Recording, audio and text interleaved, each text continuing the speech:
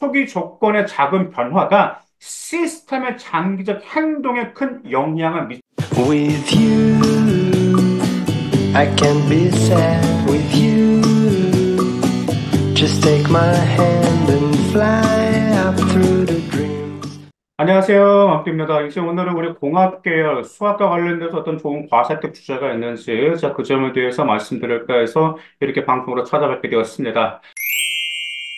아시다시피 우리 공학 계열은 일단 물리적인 역량, 과학적 역량을 보여주는 것도 중요하지만 제일 중요한 것도 수학적 역량이죠. 자, 그런데 여러분들의 그 역량을 보여줄 땐 당연히 학업 역량을 보여주는 것도 중요하죠. 진로 역량을 보여주는 것도 중요한 건데 이 두 개를 같이 보여주는 게 가장 중요하겠죠. 자, 첫 번째로 이 주제가 있습니다. 바로 최적화 이론과 자원 활동과 관련된 건데요. 이 수학적 개념 같은 경우는 최적화 이론 같은 경우는 주어진 제약 조건 하에서 목적 함수를 최대화하거나 최소화하는 변수의 값을 찾는 수학 분야죠. 여기에 어떤 선형 최적화라든지 비선형 최적화가 포함되는데 이런 구체적인 사례, 이게 어디서 적용되냐면 첫 번째로 항공기 날개의 형태를 최적화해서 공기 저항을 최소화하고 연료 효율을 최대화하는 문제에서도 최적화 이론과 자원 활동이 사용되고 있고요. 그다음 두 번째고 자원 할당에서 자원 할당이 있는데 발전소에서 에너지 생산 계획을 최적화해서 수요에 맞게 가장 비용 효율적인 에너지를 생산하는 문제에 있어서도 바로 여기에서도 최적화 이론과 자적 활동, 자원 활동이 지금 필요하게 포함되고 있습니다. 자, 그럼 여러분들이 예를 들어서 항공기 날개를 설계 최적화를 사용해서 수학적인 개념을 적용하든 아니면 자원 활동이라는 발전소의 에너지 생산 계획을 사용한 수학적인 개념을 사용했다라면 여러분들의 생활기록부 과학들 어떤 점이 나와야 될까요? 제일 중요한 것은 수학과 과학의 통합된 접근 능력이 뛰어나다는 게 생활기록부에 드러날 필요가 있습니다. 특히 선형 및 비선형 프로그램을 이용해서 어떤 다양한 제약 조건이라든지 목적 함수를 분석하는 방법이 뛰어나다라는 점도 여러분들 생활기록부에 들어가면 좋겠죠. 그럼 진로 역량은 같이 뭘 연결시, 진로 역량은 뭘 들으면 좋을까요? 네, 맞죠. 에너지 효율을 극대화해서 환경 영향을 최소화하는 이러한 솔루션 개발의 역량을 가지고 있다라든지, 그 다음에 항공기 설비에 있어서 설계 능력과 연료 효율 증대에서도 뛰어난 역량을 드러냈다라는 점들이 생활 기록부에 나오게 되면 학업 역량과 진로 역량 두 개를 같이 보일 수가 있습니다. 자, 그냥 두 번째 이 주제도 괜찮아요. 자, 현대공학에서 자, 수학적 모델링과 시뮬레이션이 사용되고 있죠. 이 주제 같은 경우는 이제 어디서 여러분들 사용될 수가 있냐면 어떤 특히 환경공학이라든지 뭐 생명공학, 그 다음에 건설공학에서 매우 중요합니다. 그래서 현대공학에서 수학적 모델링 같은 경우는 복잡한 시스템을 이해하고 예측하는데 필수적이죠. 그래서 지금도 수학적 모델링 같은 경우는 이런 수학적 언어와 구조를 표현하는 과정인데 이게 구체적으로 이 수학적인 개념이 어디에 사용되는 첫 번째로 환경공학에서 수질 관리 모델링에 이 그 수학적인 개념이 사용되고 있어요. 하천이라든지 호수라든지 지하수 등의 수질 관리 및 오염제에 사용되고 있어요. 방법은 어떤 방법이냐면 수학적 모델을 사용해서 오염 물질의 흐름의 확산을 예측하게 됩니다. 예를 들어서 미분 방정식을 사용해서 오염 물질의 농도 변화를 시간과 공간에 따라서 모델링하면서 일정 필수적인 정보 예측이 들어가는 거죠.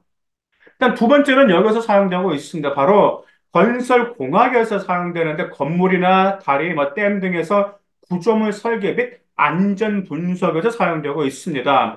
여기서 유한 요소 분석, 거기에 분석을 활용해서 어떤 구조물에 작용하는 하층과 그 영향을 모델링하는데 그 방법은 복잡한 구조물의 어떤 각 구성 요소에 대해 어떤 스트레스 변형, 진동 등을 계산해서 설계의 안전성을 평가하고 최적화하는 것이 활용되고 있죠. 자, 그럼 여러분들이 이러한 점들을 활용했다라면 과세특은 어떤 점에 들어가면 좋을까요? 당연히 수학적 모델링을 통해서 현실 세계의 복잡한 시스템을 이해하고 예측하는 역량이 뛰어나다라는 것은 반드시 드러날 필요가 있습니다. 그러면서 거기에 뒷받침해 주는 것으로서는 예를 들어서 뭐 환경 보호를 할 것인지 건축 안전 분야로 갈 것인지 아니면은 환경에서 오염물질의 확산에 대한 예측 능력이 수학적 모델로 뛰어나다라든지 이런 점들이 나오게 된다라고 하면 생활기록부에서 여러분들 학업 역량과 진로 역량을 두 마리를 같이 보여줄 수가 있죠.